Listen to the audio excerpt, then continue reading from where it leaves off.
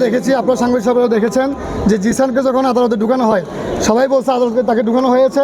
পরে যখন বিভিন্ন মাধ্যমে আমরা সবাইকে জিজ্ঞাসাবাদ করেছি এবং আপনারাও জিজ্ঞাসাবাদ করছেন আসামি কোথায়, ওনার কোনো ধরনের সদুত্তর দেন নাই। যখনই আপনার সাংবাদিকরা যখন একটা লাইভ নিউজ করেছেন যে আসামি জিসান কোথায়, আদালত যাওয়ার পরে আসামি জিসানকে খুঁজে পাওয়া যাচ্ছে না, ঠিক তখন কিছুক্ষণ পরে আমি মাননীয় আদালত যে 4 নং যে 409 যে আমলি আদালতের আমাদের সিনিয়র জুডিশিয়াল ম্যাজিস্ট্রেট জনাব তৈবুদ্দিন আহমেদ স্যারের সাথে আমি দেখা করেছি। দেখা করে স্যার আমাকে নিশ্চিত করেছেন যে আসামিকে আমার কাছে উপস্থাপন করা হবে, এটা ওপেন করে শুনানি হবে। তখন স্যারকে আমি বললাম, স্যার আসামিকে কিন্তু আদালতে আনা হয়েছে, এখনও প্রডিউস করা হয়নি।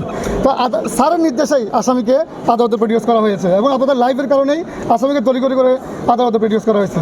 আদালতে প্রডিউস করার পরে ওপেন কোর্টে মাননীয় আদালত ওনাকে দেখছেন, এক্সামিন করেছেন, এক্সামিন করে ওনার বিরুদ্ধে গ্রেপ্তারি পরোয়ানার যে ইয়েটা ছিল সেটা প্রেয়ার দিয়েছেন, সেটা ওনাকে গ্রেপ্তার দেখিয়ে সিডব্লিউ মূলে জেলাতে প্রেরণ করেছেন। সেখানে কোনো রিমান্ড পেয়ার ছিল না বা কিংবা পিটিশন ছিল না। আমরা 2টা পিটিশন দিয়েছি। একটা হলো পিটিশন দেওয়ার জন্য বলেছি, তখন মাননীয় বলেছেন ওকালতনামা লাগবে।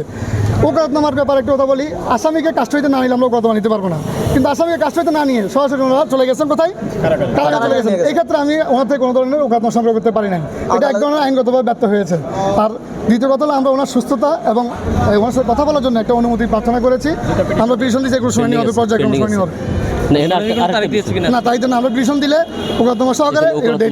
আরেকটা বিষয়, এটা হচ্ছে আমরা যখন বিজ্ঞ আদালতে পিটিশন দিয়েছি যে আসামির দীর্ঘদিন সেই ঘুম ছিল, সেই শারীরিক অবস্থা খুবই খারাপ, পাশাপাশি তার সাথে পরিবার কিংবা বিজ্ঞ আইনজীবীর কোনো সাক্ষাৎ করতে দেয়নি প্রশাসন। সেজন্য আমরা বিজ্ঞ আদালতের নজরে এনে আমরা 2টা পিটিশন দিয়েছি। একটা হচ্ছে তার সাথে সরাসরি সাক্ষাৎ করার জন্য, আর একটা হচ্ছে তার শারীরিক অবস্থা বিবেচনায় তাকে কারা অভ্যন্তরীণে হাসপাতালে রাখার জন্য। বিজ্ঞ আদালত বলেছেন যেহেতু আমাদের ওকালতনামা নেই, আমরা এই পিটিশনগুলো দিয়েছি, ক্যাপ্টেনদের রেকর্ডে থাকবে, ওকালতনামা প্রাপ্তির সাপেক্ষে এটার উপরে আদেশ দিবেন। আমরা আশ্বস্ত হয়ে আমরা নিচে এসেছি, আসামিকে আইন অনুযায়ী কাস্টডিতে নিয়ে যাবে। আমরা সেখানে ওকালতনামা দিয়ে আমরা আজকেই অর্ডারগুলো নিয়ে আমরা কারা দপ্তরে পাঠাবো।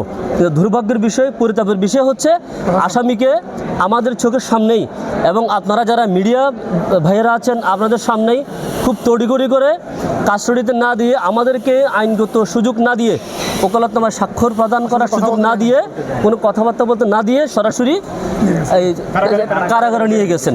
তো এটা একটা এখানেও আইনের ব্যর্থ হয়েছে আমি মনে করি।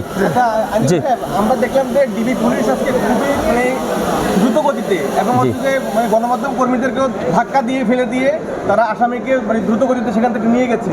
এবং হচ্ছে যে আপনারা বললেন যে আপনাদের সঙ্গে কথা বলার সুযোগ দেওয়া হয়নি, এটা কি আপনাদের আইনগত অধিকার লঙ্ঘিত হয়েছে বলে মনে করেন কিনা?